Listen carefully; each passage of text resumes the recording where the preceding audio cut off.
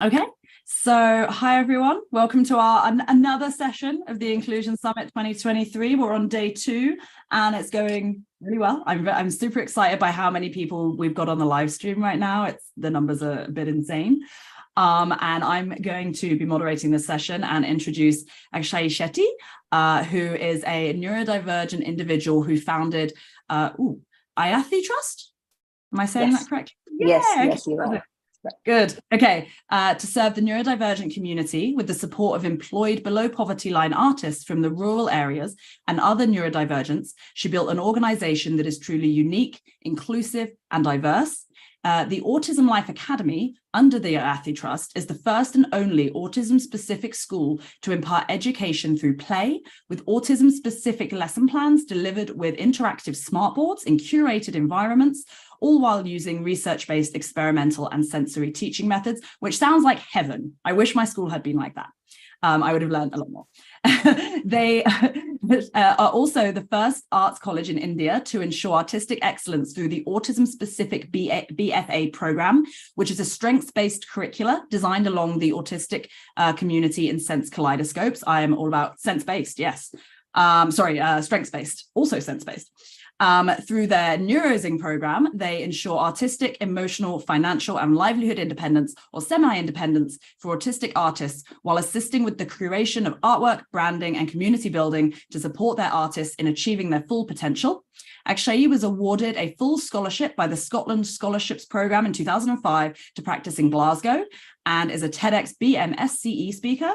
She is passionate about the triptych principles of creative learning, collaborative practices, and inclusive environments. Welcome, Akshayee. I hope that introduction did you justice. It was beautiful. Thank you very much, Jess. Okay, so I have some pre-designed questions here that I'm going to work through, but we also, Devi will be monitoring and can send us any in the chat that we have. So I'll just make sure I'm messaging her. There we go. Okay, so I'm just going to go right into it. I really am excited to hear about what you do. So would you, before we actually kind of get going on these questions, I'd love to hear about kind of the slides you're showing and also what you seem to have the trust seems to have a lot of entities under it. So I would love to hear a bit more about kind of what it all is, because it sounds like a huge thing you've taken on here. Yeah. I mean, I didn't envision it like that when I started, but I think, I guess it's always nice when the journey kind of takes over and we allow for the journey to decide the path as opposed to pre-deciding how the pathways are going to be and then trying to control a lot of the factors without really understanding the ground reality. So yeah, Ayathi, as you mentioned, is the umbrella trust, and Sense Kaleidoscopes has 2 schools running under it. One is the first art college for specifically those on the spectrum, and it works with building vocational skilling in the area of theatre, visual arts, pottery and sculpture, and also the print arts. So that's what we essentially do in that space. We run an autism-specific curriculum. Now, the requirement for that essentially came into play because we realized that autism in India is really very different when we talk about it and when we try to understand it from the global perspective. And I don't like to say different in those many terms, but because that's not how it should be. It shouldn't matter how your brain is wired and which part of the world you actually live in. You should be able to provide the same kind of helpful environments, the same kind of development, and the same kind of impact that we actually would love for our children to get, right? But that's not what essentially we looked at over here. When I started working, I realized that I was dealing with a lot of adults between the ages of 20 and 30, but with the cognitive brain age of a child between the ages of 5 to 8. But when you look at their artworks, and that's what I'm trying to show in the background, and I'll be going really slow so you can absorb the artwork and you can understand and connect with what I'm actually saying. When you see their artworks, you don't see it being done by somebody whose brain age would be at about 5, 6, or 7. You see a lot more complexity, you see a lot more layering, and the expression is unbelievably abundant, if there is a way for me to put it. I found myself feeling really, really lost in this landscape because I was like, okay, what is the disconnect? Why is it that my children are not able to, my young adults, not children, my young adults are not able to be and express and communicate and function in the way that they need to while they are creating all of this amazing art. So since the art college really did exceptionally well, most of my artists took their works to large festivals like the Kochi Biennale, and we were looked at over there, paid a lot of attention, and the Paris Outsider Art Fair reached out to us and wanted us to do an exhibition in Paris as well. So that's why we have an international standing. Most of my artists are selling artists, and we have kind of managed to build a space and a way for them to stand with dignity with where they are and how they are.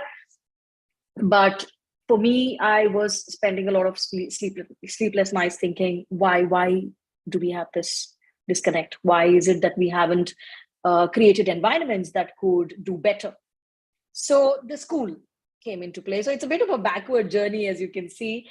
We put the school in place because we realized that the regression that we were looking at, which was happening on a cognitive level, happening on an emotional level, happening on a social level, happening on a communication level, happening on a holistic level, we wanted to kind of stop that. So the school came into play, and we started again looking into research. So we work with a team of doctors, neurologists, psychiatrists, developmental pediatricians, and we run controlled groups, and we run programs. We curate, create programs, take them onto the floor, see if they are creating the kind of impact that we really want, go back to the drawing table if it is not, rework on it, come back, put that into place so that we can specifically show the impact, and then hopefully change policy one day in India, which is going to, I'm keeping my fingers crossed, not do this again, not right. Lose so many of these beautiful minds, waste so many of these beautiful individuals. Mm-hmm. So those are the two kind of entities under IAT. Neurozing. Sorry, Jess. No. Sorry, I keep talking. I've now diverged from all the questions I've written because I have 100 different ones. Carry on. Okay, cool. Neurozing essentially is a platform that will allow for the scaling to happen. So once the curriculum is in form, shape, we realize that a lot of, in India, the early intervention is fantastic. We know what we are doing over there, but when you talk about primary, secondary, higher education, vocational skilling, we are lost. We're completely lost. We have no pathways. We have no defined mechanisms. We don't, and I don't believe in formulas, to be very, very honest. I believe every human being is beautiful. Every human being is unique. It does not matter how many formulas we put out over there. I don't believe we can treat human beings like boxes. And then I don't like to think of it that way. I love the new, the diversity in a human being. And I want to kind of celebrate that. So while we're doing that, we also understand that we have to reach out to a lot of those children and individuals over here who have absolutely no support. And that's where Neurozing comes, where we take those programs and scale them through that process. So there you go. That's us. The R&D, as you would have understood by now, happens parallelly. So that's why it sounds incredible. Very complex. That's incredible. The first thing to say is, it says in your bio, you yourself are neurodivergent. Yes. I am as well. And I always get so happy and excited when I meet other neurodivergent women who are just kicking ass. Like that makes me so happy, right? Because there's the woman part of it, like strong women holding up strong women. And then there's the neurodivergent part. And I have a project happening right now that's getting bigger than me, just like you said. And I see this happening a lot, like these, I tend to have very big visual ideas, but then I bring other people in and suddenly it becomes this monolith that I can't control anymore. So I really, this is what you've got to. So the second thing I was going to say is I'm loving this art that's coming through and what you're saying about the depth and the layering and how, you kind of mentioned, well, how is this so kind of expressive, but we struggle in these other areas. And the first thing that came to my mind was, the way that we encourage society to communicate with one another is very kind of neurotypical, right? And maybe the communication is this big part of it. And art is such a wonderful way to communicate. Not an artist myself, but I'm very much enjoying these. If I don't have any kind of critical eye, but I'm enjoying them. So I will touch on one of the questions I had written here, which was in your bio and on your website, you touch on the triptych principles, this creative learning, collaborative practices and exclusive or inclusive environments. So can you explain the kind of context of these principles for helping neurodiverse learners and how we can reach their potential in that way? Absolutely. So let me try and break it down, because I know that, I'm going to, like, famously known for getting into trouble when I'm trying to break these things down. But let's see. I also still completely agree with you. The neurodivergent brain and the way we communicate and how we kind of put out ideas and the way it's absorbed by those who are not, neurodivergent, it can get really tricky sometimes. So I try to kind of simplify as much as I can these days so I don't get into trouble. So when I say creative learning, I think learning, like I told you, is not about adhering to a particular pedagogy, adhering to a particular methodology, adhering to a particular formula. I mean, I know that conservatively or traditionally, we have done this with children. And I'm not denying the fact that there has been impact. But I think the world has changed. It's changed a great deal. And so has the wiring of the brain. So has the ability of a child to actually negotiate, navigate within environment. So I think it's important for us to start changing our systems very, very quickly.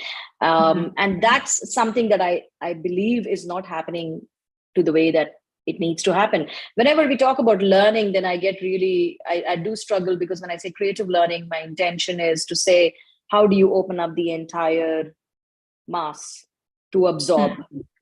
And can we do that with just pedagogy? Can we do that with just a particular structure in place? Or do we need to bring different practices like the attachment theory? Do we need to bring different methodologies, like what is the kind of relationship that I'm building with the child and what is experientially happening over here, which is going to provide more learning to the child. So I believe that learning has got to become creative. And when I say the word creative, I'm not limiting it to art. I'm not limiting it to the way you speak or the way you think, but just as an embodiment of creativity, of innovation. And what can we do with that when we go into education? So that's what I mean with creative learning, to say, please, can we break away from these set structures and start to think more innovatively about these learning spaces, the learning methodologies, pedagogy, etc. Collaborative practices, I believe, is a very, very important one, because we are trying to build a bridge in between those who know and those who don't.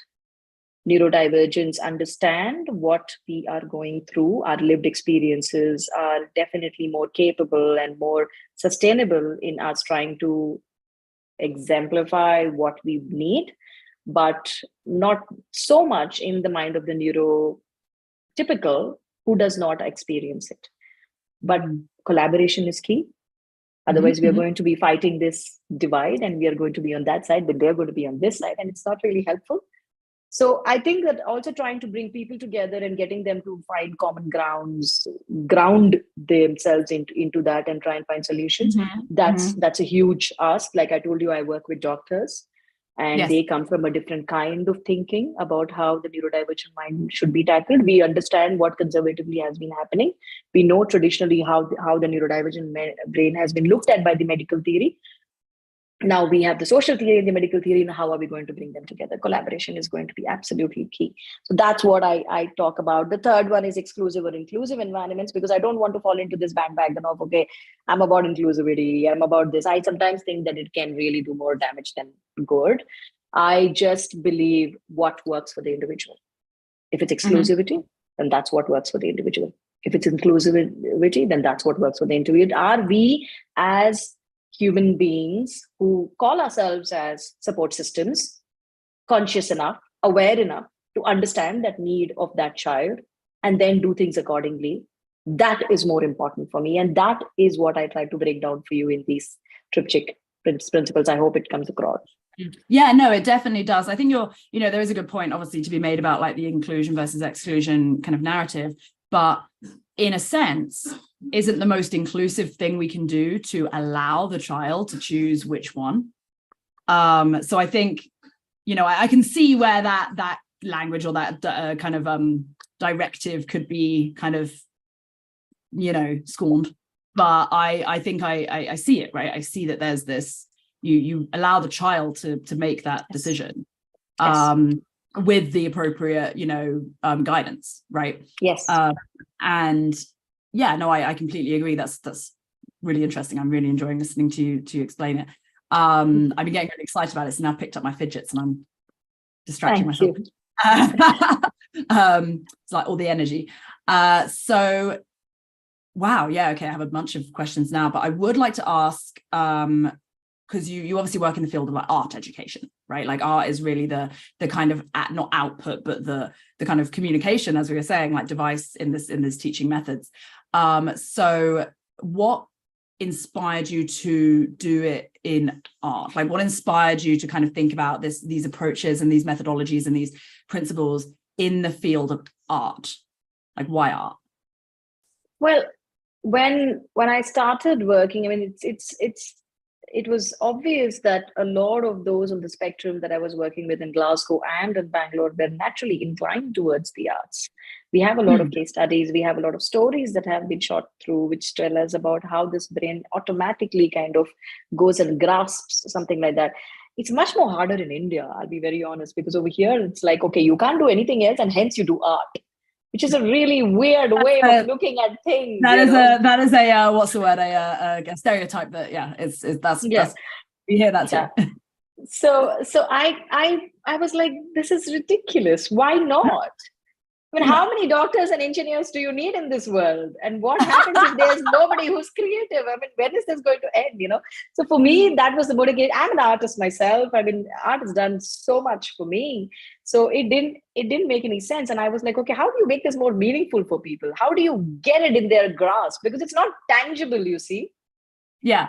There are too many of these stories of artists going and doing all of these weird and wonderful things and people feeling left out, I felt. So for me, it became like, all right, how do we build stories that are more tangible? How do we build stories that are inspirational? How do we build stories with this mind and art to showcase the brilliance of this mind? Mm-hmm. So that was that. Yeah. I think we, I'm just speaking a bit to kind of art generally. As I said, like, that's not my area. I actually am in science. And I hear this kind of, there's also obviously the stereotype that people who are neurodivergent tend to gravitate towards STEM, right? The numbers, the patterns, etc. And that's fine, right? And I work a lot in the neurodiversity and STEM space. And I think it's great. We absolutely need to be encouraging that. But it's by no means a silo, right? Like, I enjoy art, I enjoy music, I studied music for many years, but like, it's not ultimately what I ended up doing, right? But on the flip side of that, like you said, how many more engineers do we need, right? Like, probably some, but we also need artists. We need that culture, because when it comes, I was thinking about this recently, and there was a NPR piece, I think, on reduction in funding to the arts. And I was thinking about how, at the end of the day, without art, without culture, without music, without all those kind of very sensory like experiences that bring us together as a community, what's the point of anything? There isn't. So I work in the space industry, and I often think about, going to space, traveling to space, living in space even. And when I think about what it would be like to like live in space, amazing in my opinion. But the thing that would be horrible would be this lack of those things that you can immerse yourself in, and it's so easy now with the internet, of course, like we're looking at this lovely art right here, and it's so much part of a lived experience to have that. So I could not agree more. I like this one. You haven't put, I'm very curious, what are the ages of these students that we're kind of seeing in these images here? Anywhere in between 15 to 30. Okay, so this is Pranav. Okay, so how old is this person? He's 23 now. Oh, wow, that's incredible. Look at the depth in that. It's stunning. Stunning. Okay, so obviously you have this, this trust that kind of everything works under. So this is a big kind of effort, I feel like. And in that sense, I feel like you probably have some opinions on social and public policy. Yeah. And I really enjoy talking about social and public policy, and I'm sure the audience would be interested. So you're like, yeah, I have opinions. Yes. Very strong ones. Yeah. Oh, perfect. Those are the best time. So can you, I'm wondering if I should kind of like push in or just let you go. I'm just going to let you go. The word policy, talk to me about it. How do you feel? Well, my understanding, this whole thing is so, like, sometimes I don't know, I have to really think hard, like, how do I articulate this? I don't want to sound like I'm hurting anybody's sentiments, and I don't wish to do any of these things, but it's really difficult to do it diplomatically, but I'm going to try. So I do not see a policy at all. I mean, at least where I am right now, and what I'm experiencing, and where I'm seeing other neurodivergents and how the space is evolving around them, I see no policy. I mean, I see like we are not there at all. I see a lot of stuff that actually happens, and I feel that it's more regulated towards the needs of the parents, the needs of the professionals. I see different voices in the community who are trying to regulate some amount of policy, some amount of structure to it. I don't believe that that's optimal. And I don't think that that's going to definitively give us the kind of impact that you and I, who understand neurodivergence, would be looking for. So, I am in that space where I'm trying to build those voices. Okay. I'm trying to help my community build a voice, and that's where I am with policy, and putting it really, really, again, in a very simplified manner, so you can imagine where I'm coming from. So it's a lot about, also shifting mindsets in India, because this is a huge stigma in India. And when I say the word stigma, you can understand the seriousness, the darkness that actually enfolds this concept over here. Because the fact that you're not normal, and there is a problem with you because you're not normal. So talking about policy and looking at that is like a huge leap in my understanding.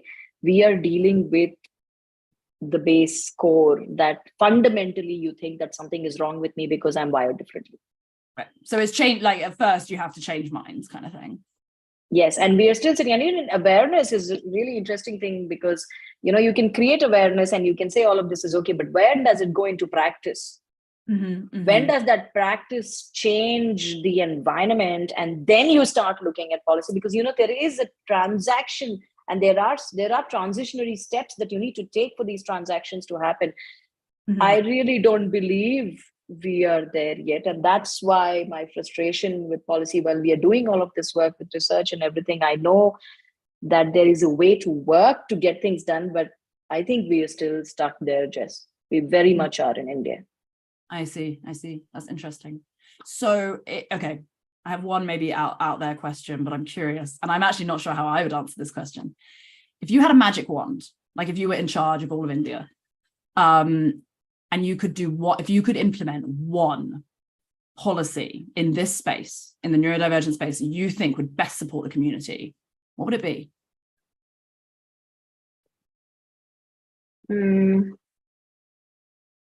I would look at bringing together the two most strong pillars that actually define this space in India, and they are education and medical. And they, at the present moment, are working in silos. They, at the present moment, are not connected. They're not bridging.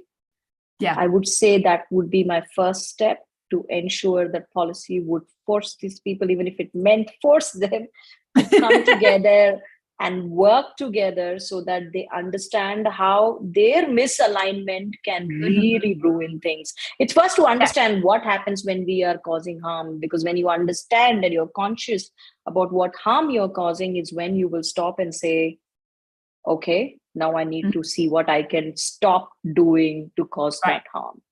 Right. If you're working by yourself, it's hard to tell. In these isolated spaces, you're like, I'm doing the best that I can, and that's not really the truth.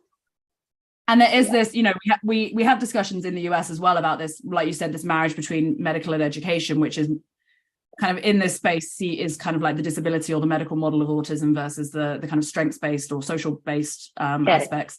I definitely work in the kind of strengths-based paradigm, although obviously there is a need for both, right? Like we need to address both, and we need to see there's good and bad in both, and how can we work together? And I think it is really vital to have this diversity of minds in the room, whether I mean neurodiversity or just general diversity, and say, this is what we want to do. These are our intentions and they're good. And then someone will be like, but let's just think about this. Like, let's step back. Let's think about this from every perspective, right? Because neurodiversity is super diverse, right? Correct. So I think we have a similar thing going on in the US, just maybe it looks a bit different. Yes. Yeah. Because we still, I don't think, from my experience in the last 2 days, at least, talking to both obviously speakers from the US side and speakers from the Indian side, is that we have very different approaches, and we're in very different phases of this movement. But I really think that we can support each other. Like, I've definitely learned a lot from kind of the Indian speakers about what you guys are doing and how you're trying to like push this in India versus how we're doing it in the US. And I really think there's like a good collaboration that I'm getting excited about. True. Okay, policy. Well, it's good to hear that you would force these people to work together. That's the kind of leader you would be. I love it. You're like, yep. I don't have too many choices. I love it. So, do you have any experience there with? Do you know of any collaborations that are working across that space? No? Not many. No, not many. Interesting. Okay. Not many. Definitely not those where, we are seeing a collaboration, when you say, there are bits and pieces that I have seen, but I don't see them as being really, truly collaborative. And I don't see the impact. Right. Yeah. Like, they're both doing their thing and they might be aligned, but it doesn't mean that, like, actually working together. We have this conference. This is a US collaboration. We have this conference right here. Well, yes, this is a collaboration. No, yes, of course. Debbie's like, remember? Yes. I don't. Okay, right. So, well, then I'm going to official. We are the first ever official collaboration. Absolutely. Yes, we'll put that out. We must. Just putting that out there. I do want to ask, so obviously I'm seeing all these lovely images, and I know the school is based in this kind of art methodology. Thanks, Debbie. The school is based on this art mythology, but not methodology. But do you kind of serve communities of like, so like I said, I'm not in art, but like, I love art. Like, I love looking at it. And if you put some paint in front of me, I would make something. It wouldn't be very good, but I would try and I'd enjoy it. So do you serve like purely people who are, artist is their kind of their primary identity in terms of their work? Or do you also serve kind of the wider neurodiverse community who maybe would just do it as like a hobby or like a way of communication? So at the present moment, because of the research project that we are, kind of pursuing, and why I keep going back to that is because I see, and there's this interesting quote that was made by Bhishma Dev, who did it in the newspapers in India, and he's in the UK, and he spoke about how 90% of those on the spectrum in the United Kingdom can manage to integrate to some extent or the other and function to a particularly good level, whereas that same 90% in India is getting lost. So I'm mentioning this just so that you understand the divide over here that I'm actually trying to bring your attention to, and I'm spotlighting to the numbers that we are actually losing on the spectrum over here. So for me, it became really, really important for me to see, okay, where am I looking at vocational skilling if I'm doing the arts, and if there is a possibility that I could bring somebody who was nonverbal, who was struggling with a lot of sensory challenges, whose cognition is sitting at probably the age of 6 or 7, but give him or her the opportunity to pick up skills, and him or her the opportunity to go out there, stand in exhibitions, look at their artwork over there, sell things, and find meaning. That became really, really more, kind of driven in my mind, like that's key. So everything, all of the decisions started kind of wrapping itself around. So while I would love to open the space up, and it's not something that I'm kind of hoarding, but I'm trying to say that, okay, at this present moment, this is the priority, and we are building curriculum. We are bringing more and more young adults who are being thrown out of the system, who are being told that you cannot integrate, who have been told that you must institutionalize, who are being told that there is no go for you. We bring them, if they have an inclination, of course, the minute we went to Paris, I had this horde of parents coming to me and then saying, can you make my child an artist? And I was like, no, there's no such magic happening over here. I ain't a witch. I said I'm neurodivergent. You got that wrong. Neurodivergent, not which. So let's get this clear, you know. And I was like, you know, we have to look for inclination. There has to be self-motivation to pursue this, right? Yeah, like you said, that art does beautiful things for you, but that's not really your passion. Your passion is space. It's quite obvious, you know. So I started working with individuals like that who had the inclination but didn't have a pathway, didn't know where to make this happen. And most of them would be institutionalized because there would be nothing else that would happen. So for us, it was like an emergency situation. Like, how do we work? And that's how we prioritize. So unfortunately, while we are very, very much wanting to do that, and that's the beautiful dream of the final community that we want to set up. We want to set up the art village. We want to set up a community of autistic artists and this artist collective that is going to make it more open so people can come in, do their stuff, and you know, kind of like experience that, communicate, express in whichever small or big way that they want to contribute, maybe not contribute, take something back from the community and go. That's the final vision, but we are not there yet. We are still very much. I love that. When it happens, I'm going to come visit when it happens. That sounds incredible. Absolutely. I'm sending you an invite for sure. Yes.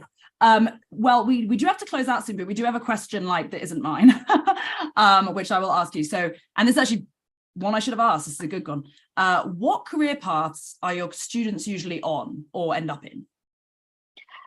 Most of them, like I told you, are working in different departments, but I don't look at career as just one thing. Like this artist that you're looking at right now, Rohit, he's somebody who does a lot of narratives around his personal experiences. So he's an out and out artist who's working with his personal narratives, but doing them in the Dali manner, which is like completely, you know, different, surreal in nature.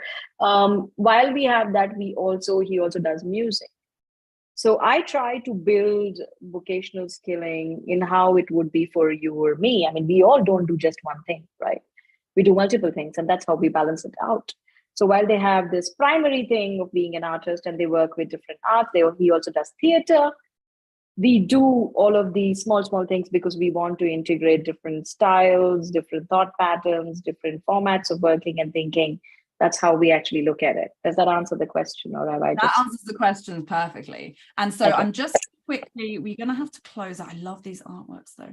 We're going to have to close out. Devi's left to set up the next talk. So I just want to let people online know that in about 5-ish minutes, we're going to move over to Akshayee, and they're going to be talking about creating career advancement pathways for neurodiverse individuals, which is interesting because we just went there. So let's, we're going to continue. Nice. It has been just an absolute pleasure talking to you. Thank you. Same here, Jess.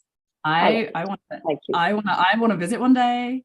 I want to show you how terrible I am at drawing. Nobody's terrible, but no. Yes, definitely. I'll be looking forward, and I'm definitely going to keep in touch, Jess. It was lovely talking to you as well. This one, especially the last one here that you've put up, I want in a quilt.